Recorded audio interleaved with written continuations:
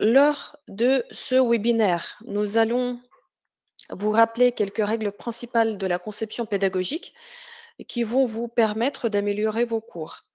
Comment est-ce qu'on va organiser notre travail aujourd'hui? Tout d'abord, je vais vous montrer les exemples de cours de nos clients qui ont gentiment accepté de les partager avec nous et avec notre public. Nous avons essayé de les améliorer en respectant les règles de conception pédagogique et on verra le résultat final que l'on pourra comparer avec la version initiale. Nous voudrions encore une fois remercier l'ensemble des auteurs de ces cours qui nous ont fourni leurs projets pour cette séance d'aujourd'hui. Avant de commencer, j'aimerais faire connaissance avec vous pour mieux comprendre quel public nous a rejoint aujourd'hui.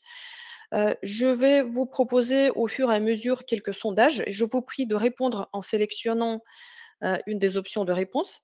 S'il n'y a pas de variante de réponse qui correspond à votre cas, vous pouvez juste la taper dans le chat. Donc, je vous propose le premier sondage qui va porter sur votre expérience dans le domaine de formation en ligne.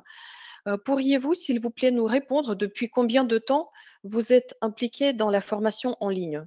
Donc, vous avez les options de réponse depuis moins d'un an, entre un an et 3 ans, et depuis plus de 3 ans. Est-ce que vous pouvez... Voilà, merci beaucoup pour votre participation. Il y a d'autres personnes qui répondent. Donc, la plupart d'entre vous sont dans le e-learning depuis moins d'un an. Et c'est parfait. J'espère que ce webinaire euh, sera utile pour vous. Et j'ai encore une petite question à vous poser. Pourquoi est-ce que vous avez décidé de nous rejoindre aujourd'hui? Là, je ne vais pas vous proposer d'option de réponse. Si vous pouvez juste taper une réponse brève dans le chat, ça serait parfait. Comme ça, ça va nous aider à cerner les éléments d'amélioration pour nos prochains webinaires. Est-ce que vous pouvez, s'il vous plaît, indiquer monter en compétences pour améliorer mes compétences? Oui, amélioration continue par curiosité, oui, pourquoi pas. Disposer de quelques idées supplémentaires et pour apprendre. Oui, j'espère que vous n'allez pas regretter le temps passé et que vous allez effectivement euh, recevoir des informations qui pourront vous être utiles dans votre travail. Donc, on va commencer maintenant notre webinaire et commençons par le premier cours euh, qui nous a été fourni par un de nos clients. Là, il s'agit d'un cours sur la sécurité incendie et ce qui est bien dans ce cours, c'est que l'auteur a respecté le rôle et la perception des couleurs en créant son cours. La conception correspond au thème parce que il a utilisé les couleurs rouges et oranges et ces couleurs créent justement un sentiment d'anxiété et attirent l'attention des apprenants sur les éléments importants du cours. Il est important de se rappeler que le rouge est la plus stimulante de toutes les couleurs du spectre. Il est donc mm, préférable de ne pas utiliser cette couleur dans les cours où, au contraire, vous avez besoin de créer un sentiment de confiance ou de calme.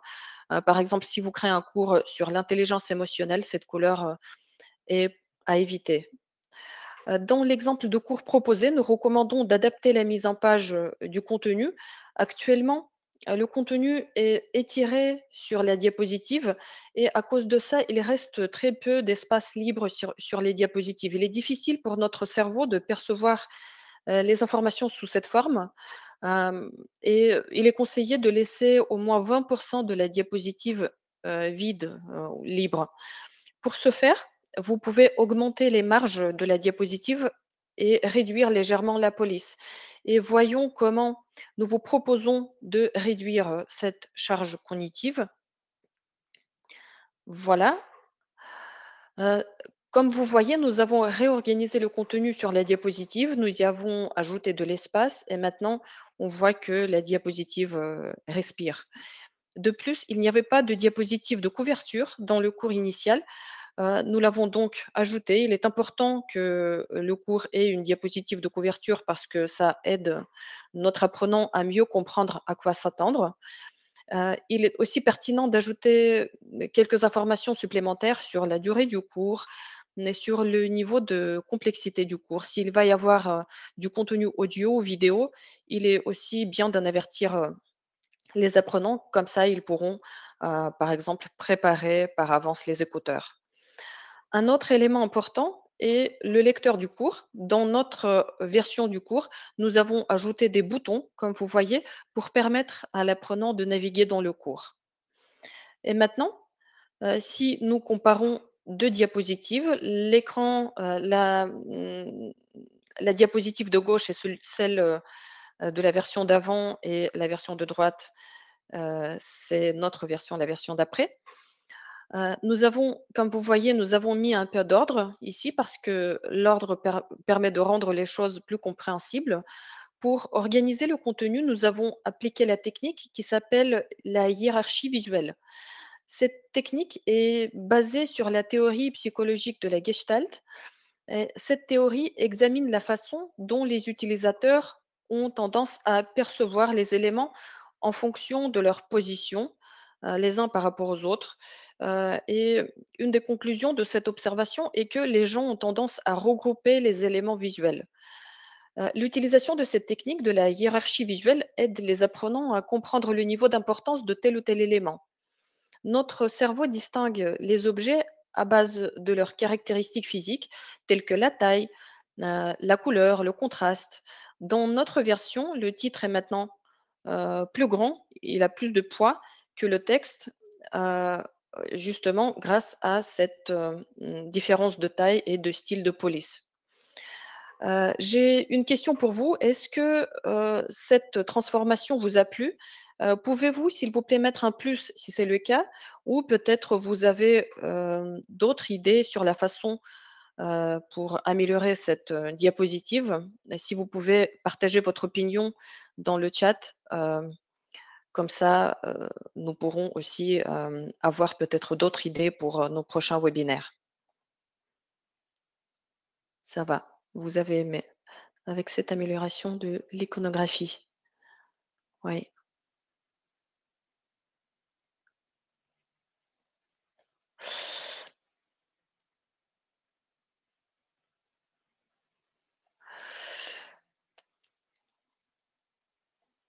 OK. Merci beaucoup pour vos réponses. Oui, je vois que vous avez aimé cette, transformation.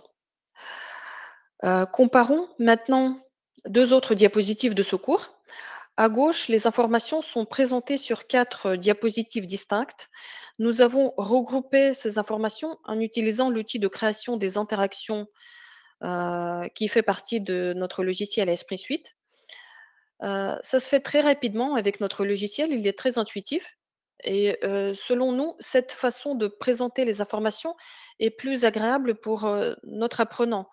Heu, Parce que comme ça, il va avoir l'impression d'étudier les informations par portions, ce qui est plus facile pour notre cerveau que de lire, séparément 4 diapositives distinctes. Les élèves, là, dans notre variante, sont plus impliqués dans le processus d'apprentissage parce qu'ils peuvent naviguer sur la pyramide, nous l'avons rendue cliquable, et ils peuvent choisir l'ordre dans lequel ils veulent étudier le contenu du cours. La liberté de choisir est un aspect important dans la formation des adultes. Là, ils peuvent, passer successivement du premier onglet vers le deuxième, ainsi de suite. C'est eux qui choisissent. Voilà. Et maintenant, faisons un récapitulatif de nos conseils, du premier cours. Nous vous invitons à tenir compte de la psychologie des couleurs. N'oubliez pas que la couleur est un instrument de conception important. À l'aide des couleurs, vous pouvez attirer l'attention des apprenants, susciter des émotions, éveiller des associations. Nous recommandons aussi, de laisser au moins 20 de la diapositive vide pour ne pas submerger les utilisateurs avec beaucoup de données sur la diapositive. Il est également important d'ajouter une diapositive de titre à votre cours parce que cela aide nos apprenants à mieux comprendre à quoi s'attendre, à bien choisir le moment pour étudier.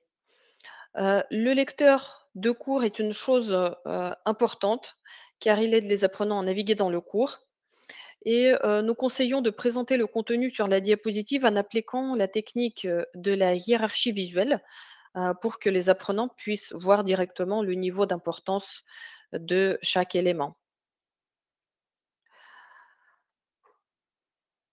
Nous vous recommandons d'utiliser les interactions e-learning, si votre cours, contient beaucoup de diagrammes ou de graphiques. iSprint Suite offre 14 types d'interactions pour diverses situations d'apprentissage. On peut les utiliser pour, visualiser les informations et impliquer, les apprenants dans le processus d'apprentissage.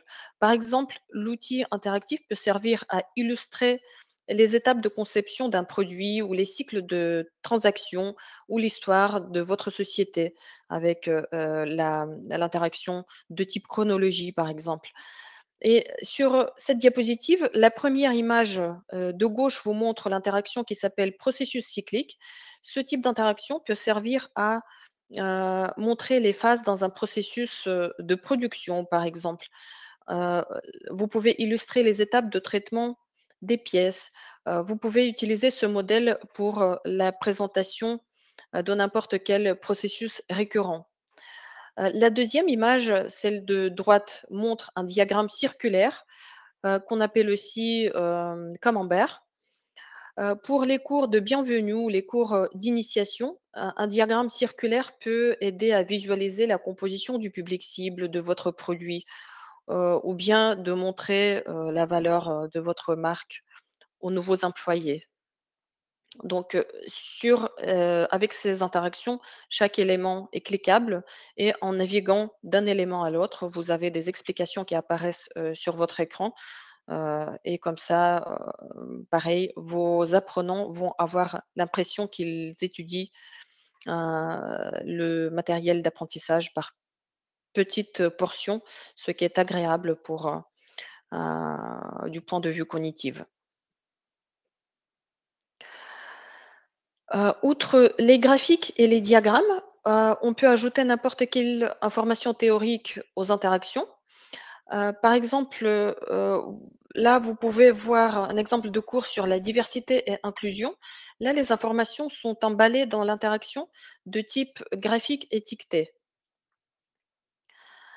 Hem Et il y a un avantage, de contenu que vous créez avec, notre logiciel Esprit Suite, c'est qu'il s'adapte à n'importe quel type d'appareil. Vous voyez ici comment la même interaction fonctionne sur les appareils mobiles. Vous pouvez naviguer en utilisant les boutons suivants ou précédents du lecteur du cours. Donc, nous vous invitons à essayer notre outil pour, tester les fonctionnalités, que j'ai citées. Vous trouverez le lien pour, télécharger la version d'essai gratuite dans le coin inférieur gauche de l'écran. Et par ailleurs, nous pratiquons les réductions, spéciales pour, le milieu académique, pour les étudiants, les enseignants et les freelanceurs. Donc, si, vous testez le logiciel et si vous voyez que ça vous plaît, n'hésitez pas à contacter un représentant, de notre service client, pour, obtenir une réduction académique ou freelance. Maintenant, je vous propose de passer vers notre prochain cours. Ce qui est bien, avec, certains cours, c'est qu'il y a des auteurs qui utilisent les modèles de diapositives, de notre bibliothèque de contenu, comme par exemple, dans ce cours. Ces modèles de diapositives servent à gagner du temps et à présenter votre contenu sans, vous concentrer sur la conception des diapositives et sur la mise en page de différents éléments sur, vos diapositives. Cependant, nous recommandons d'utiliser des modèles, du même style dans votre cours, pour ne pas l'encombrer avec, des styles différents. et d'autant plus que chaque modèle, de diapositive a son propre jeu de police et de couleurs, donc faites attention à ne pas utiliser plus de 2 polices, et la palette de couleurs, doit aussi être cohérente, de la première jusqu'à la dernière, diapositive. Et voilà comment, nous avons amélioré ce cours. Nous avons remplacé l'image de stock, par un fichier vidéo pour, faire la diapositive de couverture. Selon nous, l'utilisation de vidéos en tant qu'arrière-plan est une solution idéale, pour les diapositives de titre, parce qu'elle rend, la diapositive plus dynamique. Cependant, nous déconseillons d'utiliser les vidéos, sur les diapositives avec, qui contiennent, du contenu d'apprentissage, p sinon ça va distraire, les apprenants. Maintenant, nous pouvons comparer 2 diapositives de notre deuxième cours. Là, vous voyez que l'auteur, de ce cours, sur la version d'avant, a utilisé une image de stock. Ce type d'image est devenu obsolète. Et nous avons décidé de remplacer cette, image par une photo plus réaliste, comme, celle que vous voyez à droite. Nous avons également ajouté des iconos pour rendre le texte plus lisible, et vous pouvez, utiliser les options de puces préconfigurées pour créer des listes ou bien télécharger des iconos, par exemple, depuis la bibliothèque de contenu iSpring. Là, si vous les téléchargez depuis notre bibliothèque de contenu, vous pouvez les recolorer, si c'est nécessaire. Donc faisons un récapitulatif, de conseils, de notre deuxième cours. Nous conseillons d'éviter l'encombrement des styles et d'utiliser les modèles qui se rapportent au même style dans un cours. Il est préférable de ne pas utiliser plus de 2 polices dans un cours pour avoir un aspect harmonieux. Assurez-vous que la palette de couleurs, est cohérente tout au long du cours. N'utilisez pas d'images, obsolètes, et rappelez-vous que chaque image et tout autre élément, que vous utilisez sur vos diapositives doit avoir son sens. Utilisez des icônes pour répertorier les éléments, de votre cours afin de rendre le texte plus lisible. Et maintenant, passons à notre troisième cours. Là, c'est une diapositive de titre, que vous voyez sur vos écrans. Je tiens à souligner que, encore une fois, que l'ajout d'une diapositive de titre est essentiel pour, permettre aux utilisateurs, de comprendre rapidement de quoi il va s'agir dans le cours. Dans ce cours, je recommanderais de changer de taille de la diapositive de 4:3 à un format d'écran large, qu'on appelle aussi 16:9, pour suivre le cours confortablement en utilisant n'importe quel, appareil, y compris les smartphones. Voyons comment cette diapositive de titre peut être transformée. Donc ici, nous avons utilisé un format à écran large. Nous avons également changé d'arrière-plan et nous avons pris une image du site unsplash.com. Euh, et qu'ici, est-ce que tu peux, s'il te plaît, taper l'adresse de site web dans le chat? Comme ça, nos utilisateurs, si notre public, si vous ne connaissez pas encore, ce site, vous pourrez peut-être, y jeter un coup d'œil, parce que il est parfait. Il y a une, banque, de photos et d'images très riches, et vous pouvez les télécharger pour les utiliser dans vos cours. Vous pouvez les filtrer selon le lieu, dont vous avez besoin, et cetera. Il y a beaucoup de ressources en ligne où vous pouvez sinon trouver, une image convenable pour votre cours. Mais lorsque vous recherchez des images, je vous conseille de commencer tout d'abord par le choix de la gamme de couleurs que vous allez utiliser dans votre cours, et après choisir, une image qui sera, adaptée à la gamme de couleurs que vous choisissez. Par exemple, sur cette image, les couleurs bleu et mauve vont très bien avec les couleurs du thème, bleu et rouge. Voilà, maintenant passons Heu, vers la diapositive suivante. Hem, Revenons hem, à la question du format des diapositives plus en détail, heu, nous conseillons d'utiliser un format d'écran large, qui est également appelé 16:9, pour vos diapositives PowerPoint et essayez, d'éviter d'utiliser le format de diapositive 4:3 parce que ce format est devenu obsolète. Auparavant, il était, souvent utilisé pour afficher des présentations à l'aide d'un projecteur sur un grand écran. Maintenant, il est préférable de ne plus utiliser, ce format, surtout pour, les cours de formation, parce que le format 16:9 permet, d'obtenir un meilleur rendu sur, un appareil mobile. Le format écran large étendra les limites, de l'écran de votre diapositive et vous laissera plus d'espace pour le texte, les photos et les graphiques.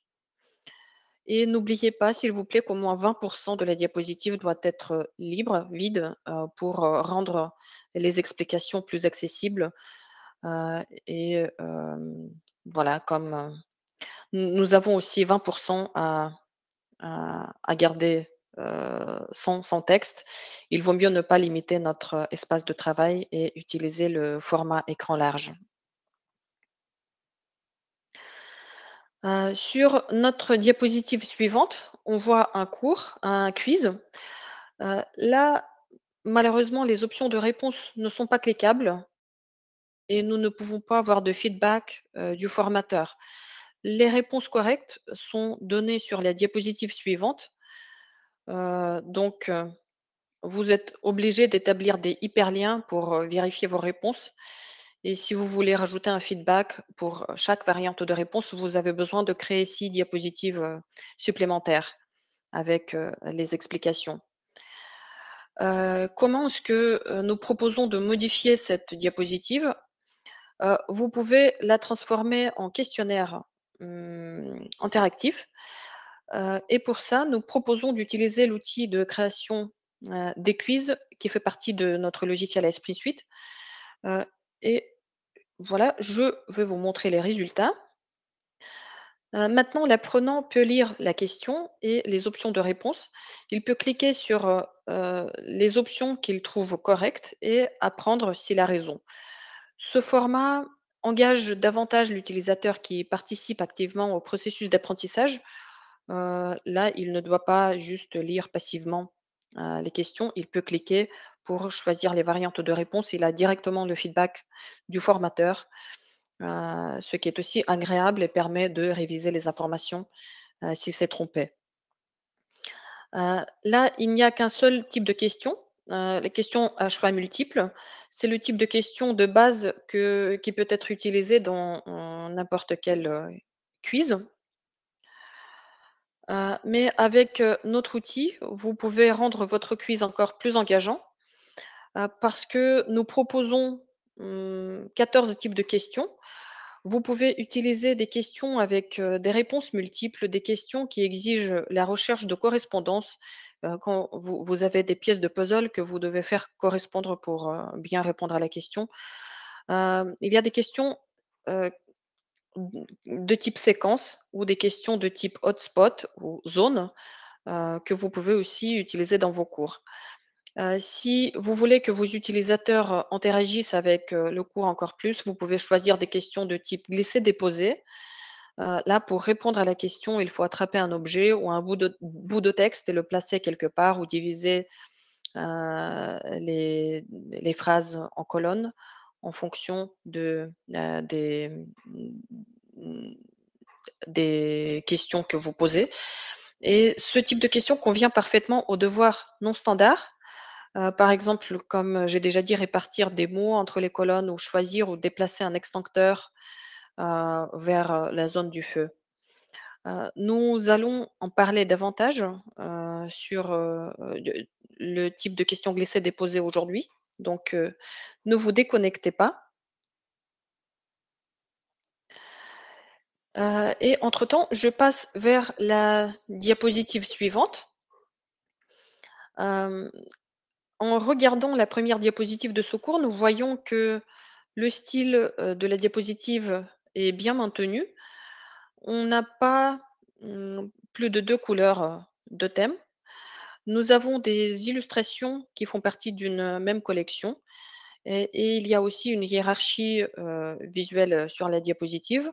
Si nous examinons de plus près cette hiérarchie, nous voyons que le texte du titre et celui des exemples sont de poids différents.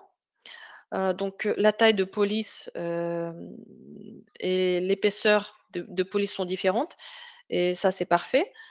Cependant, il doit y avoir un seul titre sur la diapositive qui doit comprendre des mots ou une phrase clé. C'est pourquoi, le titre doit être un élément le plus important de la diapositive. Il doit attirer immédiatement l'attention des utilisateurs. Et ici, comme vous voyez, 2 sous-titres, corruption et intégrité, entrent en concurrence avec le titre de la diapositive et attirent plus l'attention, parce que leur taille, de police est plus grande, que celle du titre principal. Corruption versus intégrité. Regardons la diapositive suivante où nous avons essayé de reconstituer cette, hiérarchie visuelle. Hem, Vous voyez que sur cette diapositive, nous avons fait la taille du titre, de 32 points et celle des sous-titres de 28 points. Comme ça, l'explication sous le titre est devenue moins active et maintenant le style de la diapositive et son titre permettent de comprendre, qu'on va comparer la corruption et l'intégrité. Au lieu d'illustrations, nous avons ajouté des icônes de la bibliothèque de contenu d'iSpring. Ce qui est très bien avec les icônes, c'est que, vous pouvez changer leur couleur et leur taille, sans perdre dans les qualités et vous n'avez pas besoin d'en chercher, sur les ressources tierces. Vous les avez sous la main dans la bibliothèque de contenu, dans l'outil, de création des cours. Donc ici, nous avons décidé d'utiliser les couleurs, de thème pour souligner la différence entre les colonnes droite et gauche et nous pouvons même développer cette version, encore plus et la rendre interactive, comme ça. Donc vous voyez que la diapositive n'est plus statique. Nous l'avons transformée, nous avons, transformé les cases rouges et bleues en boutons, et nous cliquons simplement sur, celui dont nous avons besoin et nous obtenons une explication. Ça peut être fait en dupliquant les diapositives et en créant des hyperliens entre elles. Sinon, vous pouvez aussi configurer tout ça, sur une seule diapositive à l'aide de déclencheurs et d'animations. Nous avons d'ailleurs, un webinaire qui est consacré à l'utilisation des déclencheurs et des animations dans PowerPoint. C'était Casey qui l'a animé. Vous pouvez chercher sur notre chaîne YouTube et vous le trouverez. Donc là, Casey explique très bien comment, travailler avec des déclencheurs et des animations. Et je vous propose de comparer, 2 versions de cette diapositive. Hem Est-ce que vous pouvez, s'il vous plaît, les regarder et indiquer laquelle des diapositives vous préférez? Casey, est-ce que tu peux lancer le sondage, s'il te plaît? Laquelle des versions vous préférez? Celle d'avant ou celle d'après? Ou si vous avez des commentaires ou des idées, vous pouvez aussi les partager dans le chat. Hem, Comme ça, on aura plus d'idées.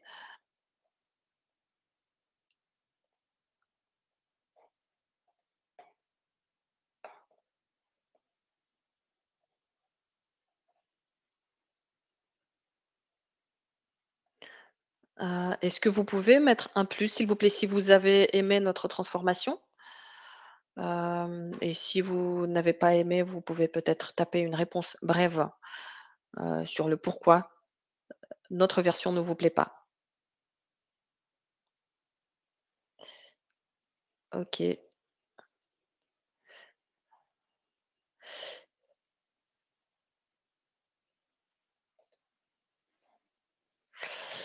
Ah oui, effectivement, il y a eu un sondage qui a été lancé. Excusez-moi, je n'ai pas remarqué que Kessie a créé un sondage.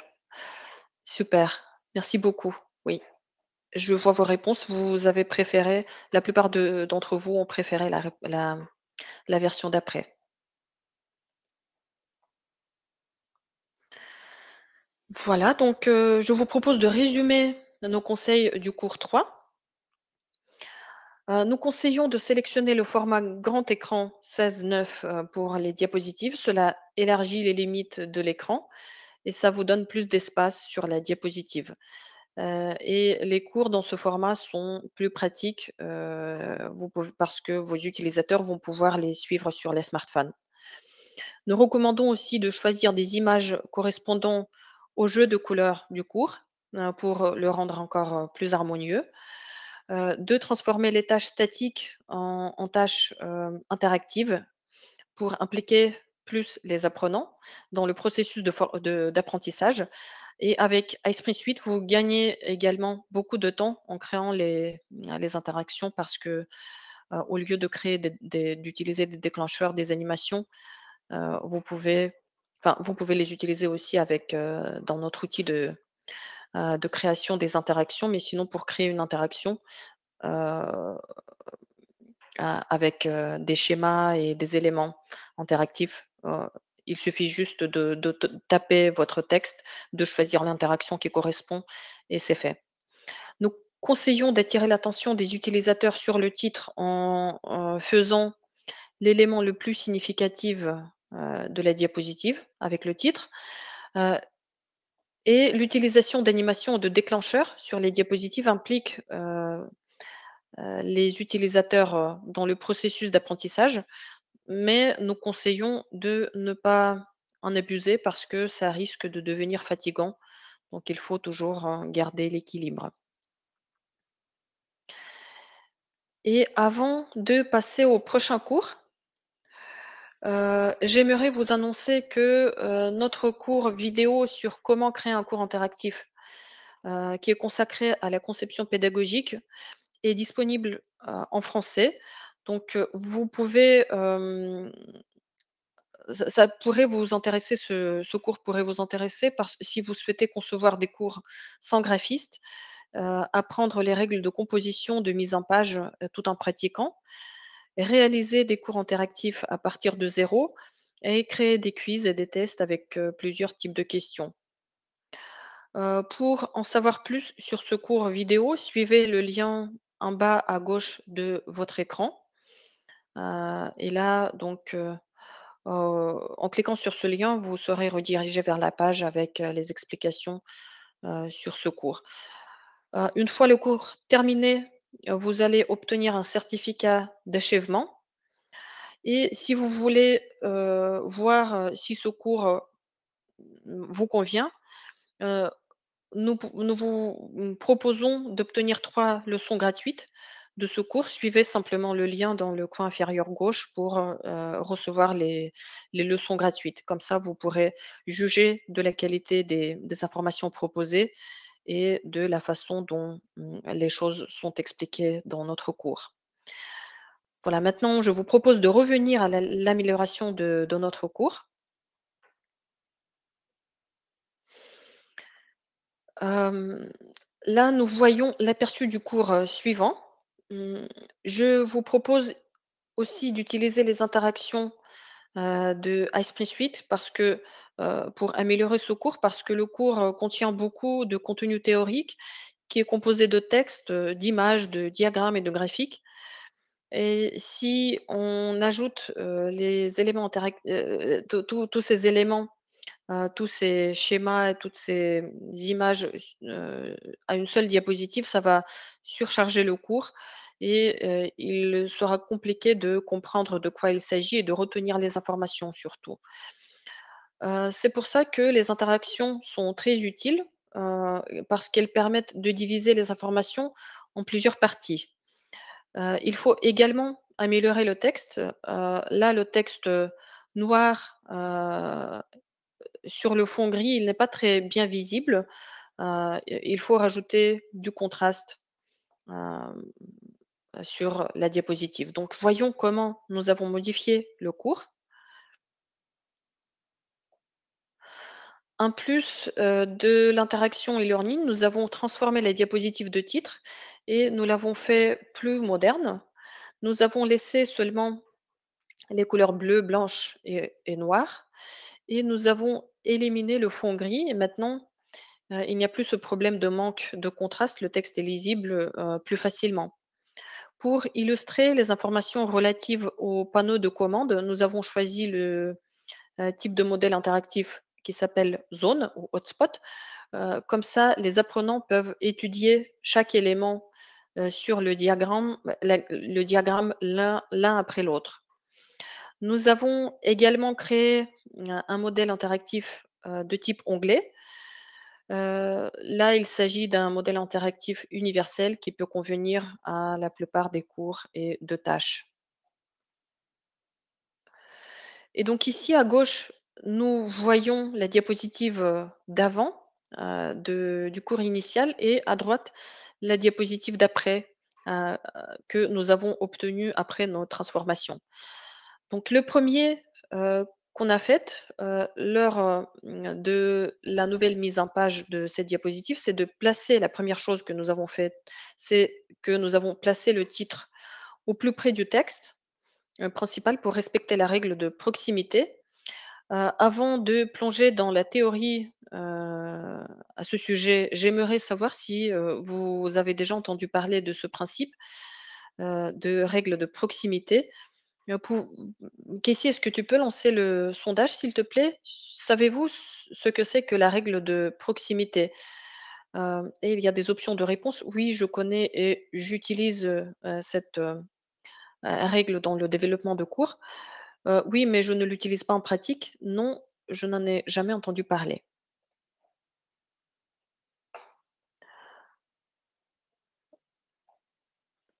Il y a beaucoup d'entre vous qui connaissent cette règle, mais sinon il y a ceux qui, n'en ont pas entendu parler.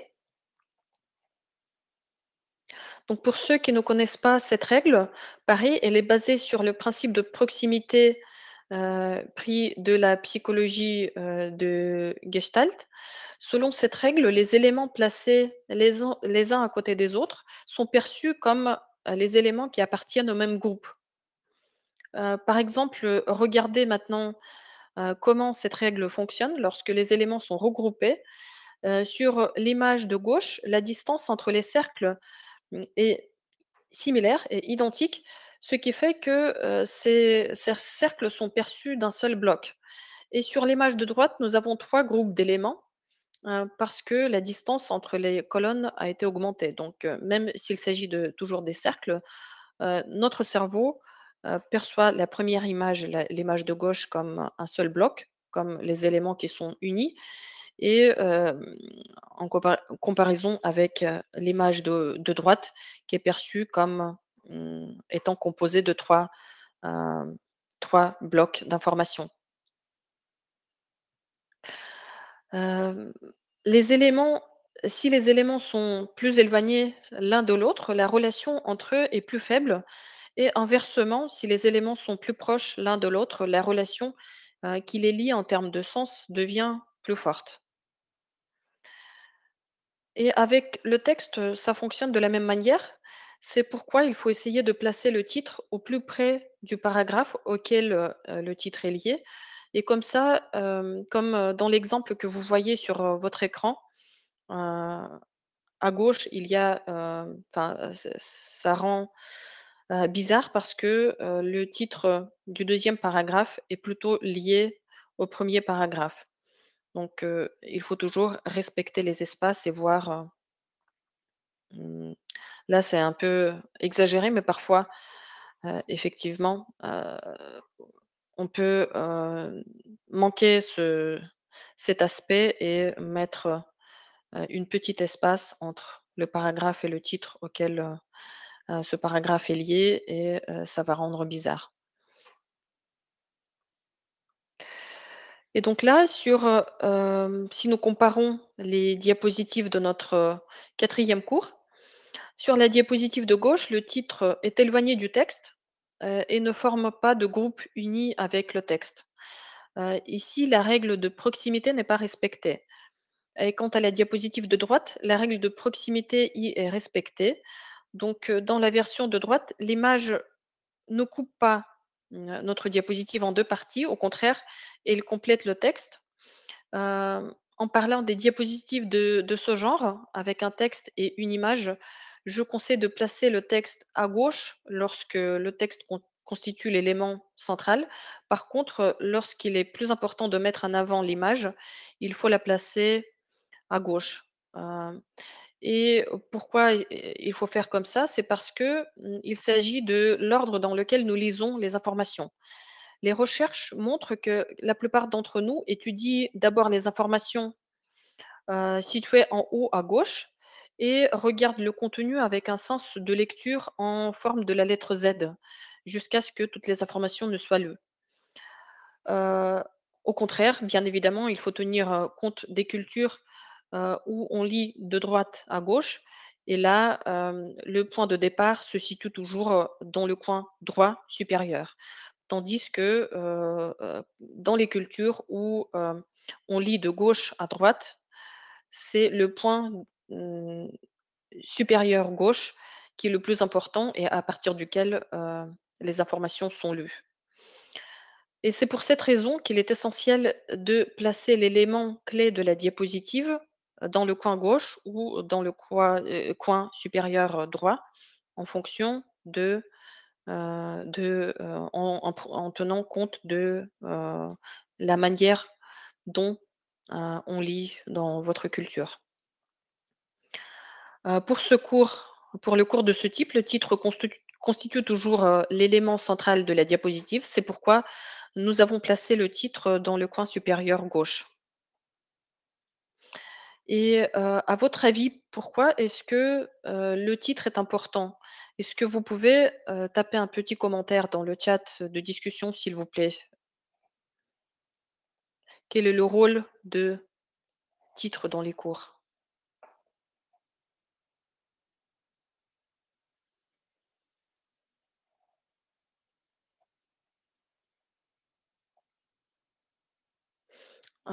Oui, effectivement, le titre accroche. Il donne du sens, et permet de structurer l'information, permet aux apprenants de se référer à la thématique. Effectivement, oui, vous avez tous raison.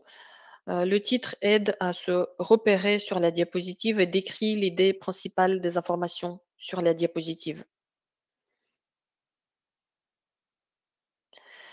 Et maintenant, faisons le bilan de ce que nous avons appris du cours 4. Nous conseillons d'utiliser des modèles interactifs pour diviser les informations en plusieurs parties afin d'améliorer la compréhension de votre module d'apprentissage. Euh, Faites le texte lisible en utilisant du style gras du texte et l'arrière-plan coloré. Respectez la règle de proximité. Placez les éléments principaux à gauche et plus près du haut, ou inversement pour les cultures qui lisent de droite à gauche. Euh, il faut placer les éléments principaux dans le coin supérieur droit et prenez en compte les spécificités culturelles des apprenants. Et maintenant, nous pouvons passer au cinquième cours. Voyons le cours, la version initiale. J'aimerais souligner que l'unité de style a été respectée dans ce cours. L'auteur a utilisé les mêmes couleurs, les mêmes polices et illustrations qui viennent de la même collection, depuis la première jusqu'à la dernière diapositive. Cependant, ce cours manque aussi d'éléments interactifs. Il y a plusieurs façons de le transformer et on va tout simplement choisir une interaction e-learning de notre boîte à outils Esprit Suite. Et voyons maintenant le résultat. Nous avons créé un glossaire et maintenant il est devenu plus facile d'apprendre les termes un par un. De plus, vous pouvez utiliser le champ de recherche pour retrouver le terme souhaité. Par ailleurs, nous avons décidé de compléter les informations théoriques avec un exercice pratique. Cet exercice vise plutôt à rajouter de l'interactivité et de la pratique à notre cours qu'à vérifier les connaissances de l'apprenant. Si vous souhaitez rendre votre cours plus efficace, je vous recommande de rajouter des exercices de ce type dans les blocs de formation. Et maintenant, nous pouvons voir, cette diapositive. la comparaison, nous pouvons comparer, la version d'avant et la version d'après. À droite, nous avons le modèle de question qui s'appelle glisser-déposer, qui a été créé dans Esprit Suite. C'est un excellent type de question, lorsque vous avez besoin de créer un exercice inhabituel et éveiller l'intérêt des apprenants. Vous pouvez glisser, déposer non seulement du texte, mais aussi des images, des figures, et cetera. On peut également ajouter un feedback aux questions de test. Chaque question et chaque réponse peut être assortie d'un feedback individuel et comme ça, vous pouvez ajouter une explication supplémentaire ou une vidéo ou un fichier audio, aussi dans votre feedback, dans les questions également. Lorsque la réponse n'est pas correcte, l'apprenant peut consulter le contenu du cours, encore une fois, avant de faire une nouvelle tentative.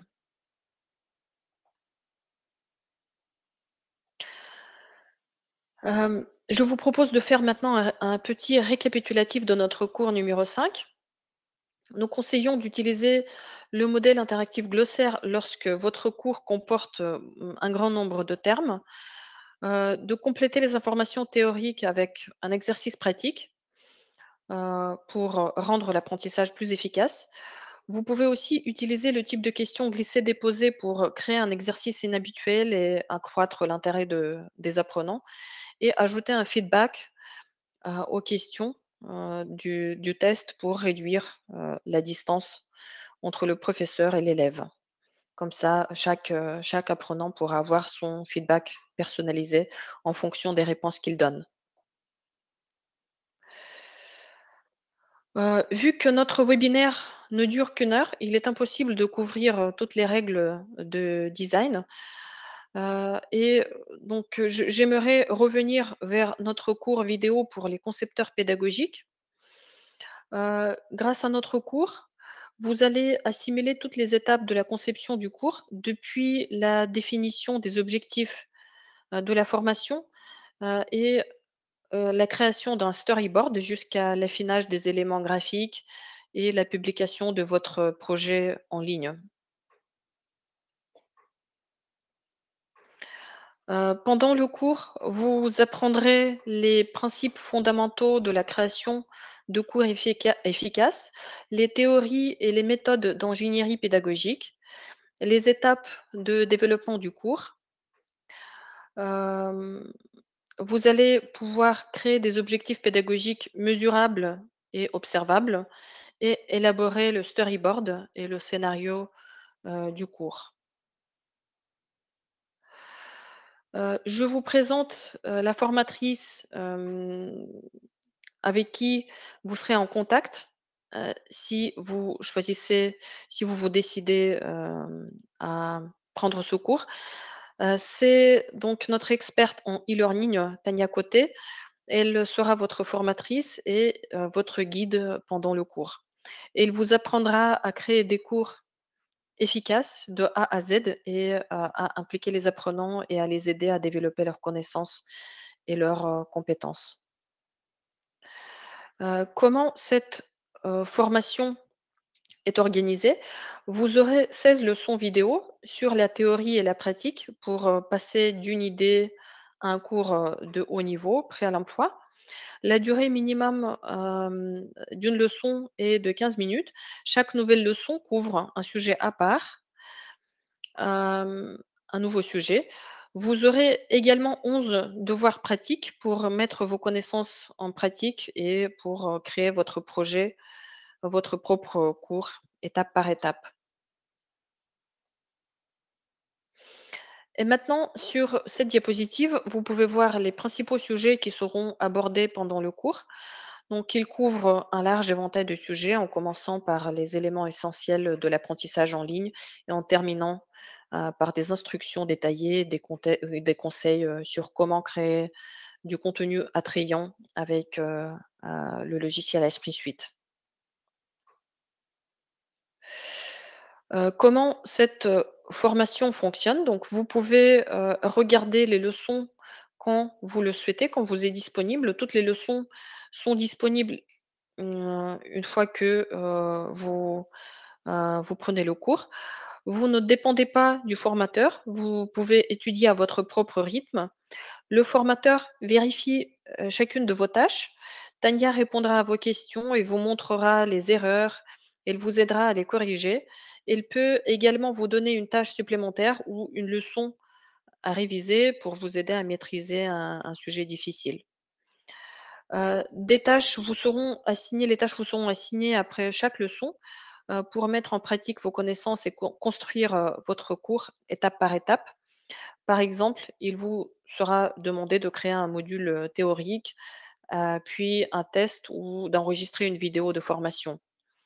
Et pour chaque tâche, vous avez une, date limite et quant au sujet, vous pouvez, choisir, votre sujet ou bien travailler sur, le sujet proposé par notre formatrice.